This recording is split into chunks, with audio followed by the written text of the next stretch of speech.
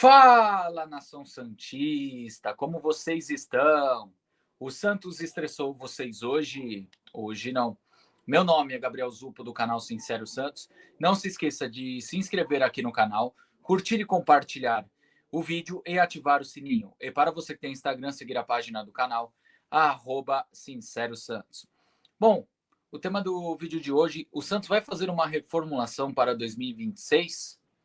Bom, segundo o Lucas Musetti, o Santos meio que já começa a movimentações para o ano que vem. Então, eu vou trazer aqui notícias que o jornalista apurou, vou dar a minha opinião, né? Mas vamos lá. A primeira informação que ele apurou foi sobre zagueiros. Vou colocar aqui na tela para vocês. João Basso e Luizão não devem ficar para o Santos em 2026. João Basso, acredito que assim, não foi um ano ruim para o João Basso. Eu acho que antes da lesão o João Basso estava jogando bem, porém, após lesão não teve muita minutagem, não conseguiu se firmar como titular, mas acredito que no caso do João Basso já deu, né, gente? Já deu. Eu não achava ele tão horroroso, mas sabe aquela pessoa, aquele jogador, no caso, que se encerrou o ciclo, né? É um cara que está aqui há muito tempo, é um cara que está desgastado com a torcida. Há muito tempo tem muita gente que tem um X marcado com ele, então eu acho que é melhor para ele e para o clube um novo destino mesmo. No caso do Luizão, eu até esperava que o garoto correspondesse um pouco melhor pelo campeonato que ele fez pelo Novo Horizontino. Mas você sabe, eu penso da seguinte maneira com o Luizão, acho que ele teve um choque de realidade que ele não soube lidar. Jogar no Novo Horizontino, o primeiro clube da carreira, é uma coisa. Quando ele veio para o Santos e começou a jogar, ele teve esse choque de realidade e não conseguiu lidar com a pressão. Inclusive, ele estava, infelizmente, presente ali no 6-0 para o Vasco e foi o principal alvo da torcida, né?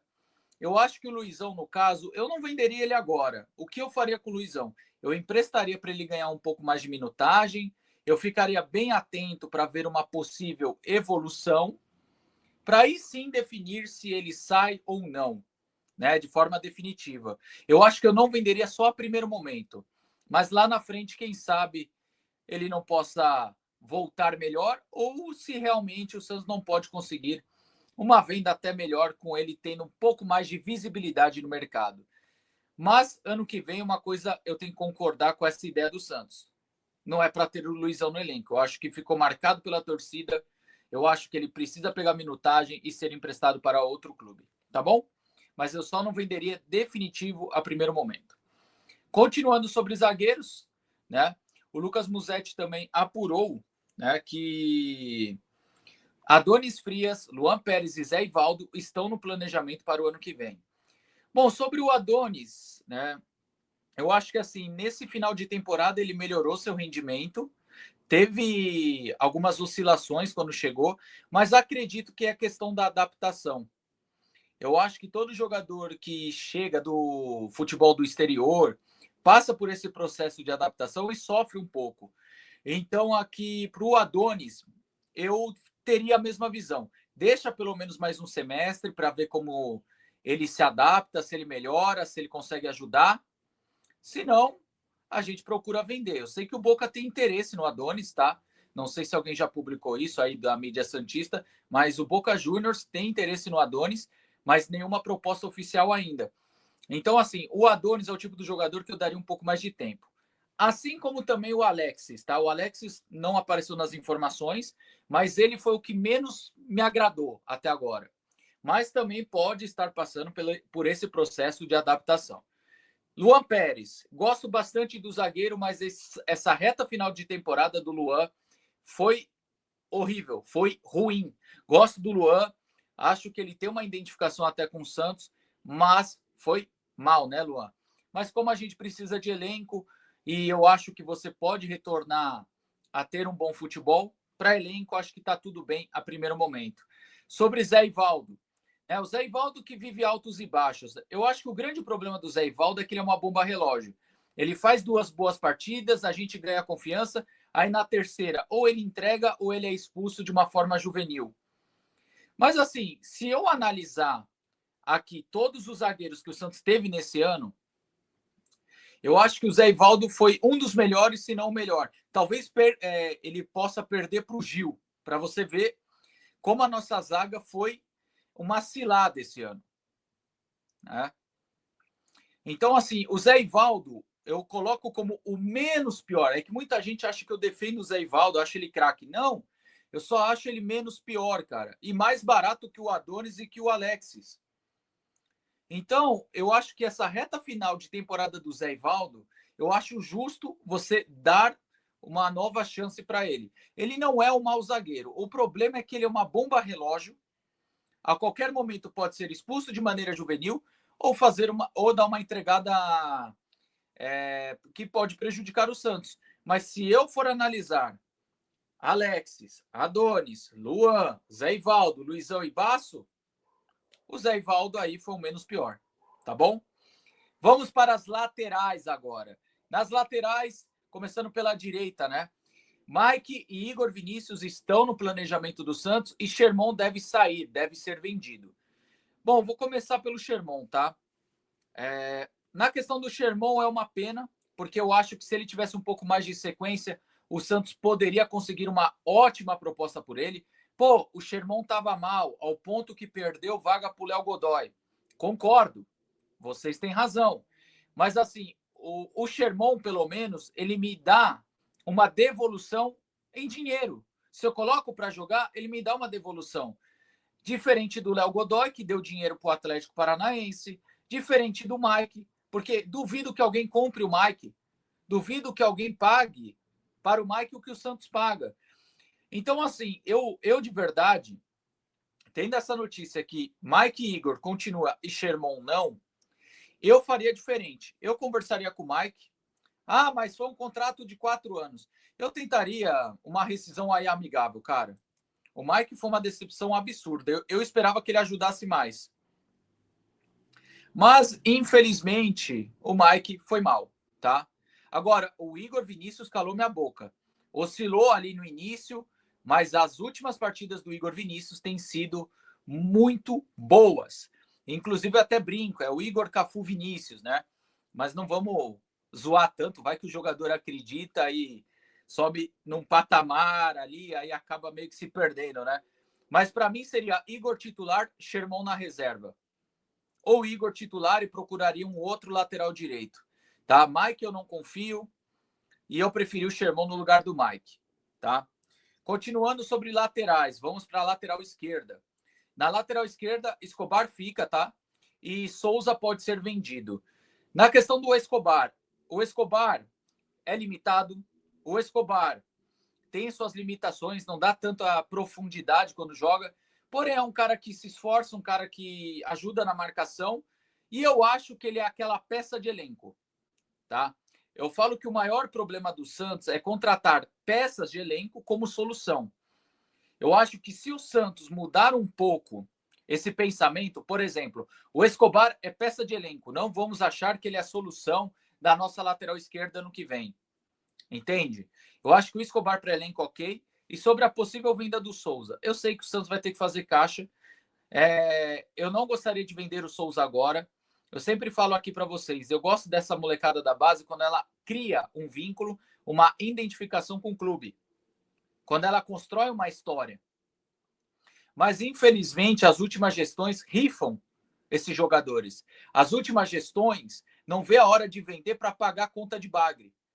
Por exemplo, perdão, vende o Luca Meirelles para pagar Tiquinho e Tassiano, sabe?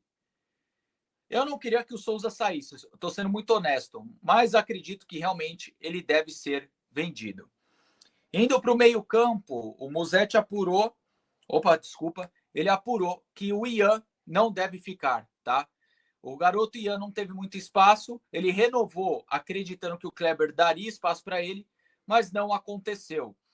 Se cogitou até uma rescisão, não aconteceu e o Ian ficou por aí. Bom, eu tenho duas maneiras de ver essa situação do Ian. A maneira positiva e a maneira negativa. Se é que tem algum ponto de vista positivo em relação ao atleta. Mas assim, eu acho que o Ian merecia minutagem, eu acho que o Ian merecia jogar, O amistoso contra o RB Leipzig, ele foi um dos melhores. Então, vou repetir. Para mim, o Ian merecia ter tido pelo menos uma minutagem. Merecia ter tido oportunidades. Entretanto, pensando pelo outro lado, Caixinha não deu, Kleber não deu e, por fim, Vojvoda até agora também não deu oportunidade para ele. E sem contar o Carille, que deu poucas oportunidades ano passado para ele. Então, são 4 treinadores. Então, tem algo aí que o torcedor não sabe. Tem algo acontecendo que o torcedor tem um pé atrás, né? O torcedor quer ver ele jogar não porque acha que ele vai ser o craque, mas é porque quer saber se ele vai corresponder ao destaque da base. E a gente só vai saber se jogar mesmo. Então, assim, ao mesmo tempo que eu acho que ele merecia oportunidade, é estranho que 4 treinadores, nenhum deu oportunidade e minutagem de uma maneira justa para ele. Carille colocou bem pouco, eu acho injusto a forma que o Carille colocava ele, só na fogueira. E esses 3 treinadores da Série A, infelizmente, nenhum deu tanta minutagem para ele. Na real, quase nada, né? Bom, e a última, falando sobre ataque, né? Contratações, no caso, parece que o Santos entrou em contato para ter Gabigol e Alan Patrick. Mas aí, gente, vai depender do que vai acontecer com o Santos domingo e com o Inter. O Cruzeiro está na Libertadores e está focado na Copa do Brasil. Vamos lá. Eu vou começar nessa questão. Eu não achava que era momento. Eu vou falar de contratação, que o Santos tinha que já começar a se movimentar. Eu sei que quanto mais cedo começar, melhor fica. O time vai ser reformulado da forma correta. Mas eu gostaria de me mexer para isso assim que concretizar a permanência na Série A. Agora, falando sobre as contratações, né? Alan Patrick é um baita jogador, cairia como uma luva aqui. Ele, Neymar. Mas qual que é o problema do Alan Patrick? Pô, Gabriel, mas ele acabou de ser rebaixado. Enfim, o destino do Inter também está envolvido aí. Vamos pegar uma hipótese que tenha sido rebaixado, que aí o torcedor olha de uma maneira extremamente negativa. Pô, acabou de ser rebaixado. Rapaziada, ele é o principal destaque do Inter e é o único que faz o Inter ter chance de escapar. Se o Inter tem 41 pontos, dá para colocar aí 37 pontos na conta dele, com gols, assistências. Eu acho que é esse tipo de jogador que falta no Santos, o Alan Patrick. Entretanto, o problema de você trazer um Alan Patrick hoje é você deixa o meio-campo muito envelhecido, porque o Arão tem uma idade avançada, o Schmidt tem mais de 30 anos, o Zé Rafael também. Não se fala nada do Rincon, mas 38 anos. Aí você tem a possibilidade de sair o Ian, possibilidade também do Bom Tempo ser vendido. E aí você está tirando os jovens e só trazendo jogadores veteranos. Repito, eu não me apego muito à idade. O cara é ruim porque é velho, ou ele é bom porque é novo. Mas assim, a gente precisa equilibrar as coisas. Então, eu acho que nosso meio-campo vai ficar muito envelhecido você trazer um Alan Patrick e liberar o Ian e o Bom Tempo. Eu acho que tem que ficar com o Arão, o Schmidt tá... É difícil, né? Quando confia no Schmidt, ele acaba indo mal. Quando você desconfia do Schmidt, ele vai bem. Mas, enfim, eu pensaria em nomes mais jovens para a posição. Mas o Alan Patrick é um baita jogador. Só me preocupa esse meio-campo envelhecido. Gabigol. Rapaziada, hoje vocês fizeram perguntas na live difíceis de responder sobre o Gabigol. Assim, eu falei e vou repetir. Eu analiso o Gabigol de 2 maneiras. A primeira, eu não traria de volta. Eu acho que a atitude que ele teve em janeiro, para mim, jogou qualquer chance de eu gostar dele de novo. Porque se ele vem em janeiro antes do Neymar, ele poderia ser, sim, um ídolo no futuro, ele poderia ser a cara da reconstrução, o termo banalizado. É um cara que poderia ter dado essa volta por cima aqui no Santos, mas ele preferiu ir para o Cruzeiro. Tá aí, tudo bem. Eu acredito que tudo que envolveu ele, meio que ele se queimou com a torcida do Santos. Entende, rapaziada? Mas agora tem a outra forma de analisar. Lógico que alguns vão falar, pô, Lautaro, Tiquinho, pô, e Gabigol. Lógico que eu vou preferir o Gabigol, gente, mas aí é medir com a régua baixa. Entende? Por exemplo, se eu tenho um jogador nota 6 no meu time e eu te ofereço um 7, é lógico que você vai preferir o 7. Mas por que eu não posso buscar um 10? Um cara nota 10? E eu acho que o Gabigol está entregando abaixo do que o Cruzeiro paga para ele. Eu jamais pagaria o que o Cruzeiro paga para ele pelo que ele entrega. Gabigol é bom jogador, eu acho ele bom. Acho que aqui no Santos poderia dar certo. Mas assim, para contratar o Gabigol, para eu não ficar em cima do muro, é o seguinte: se ele reduzir bem o salário dele, aí acho viável. Caso contrário, eu não contrataria. Tá bom? Então tá aí, gente, o resumão dos primeiros movimentos para 2026. Tomara que ano que vem, numa Série A, o Santos faça algumas movimentações interessantes para que a gente não sofra. Desculpe o vídeo longo, mas é isso. Tamo junto, até a próxima e sempre Santos.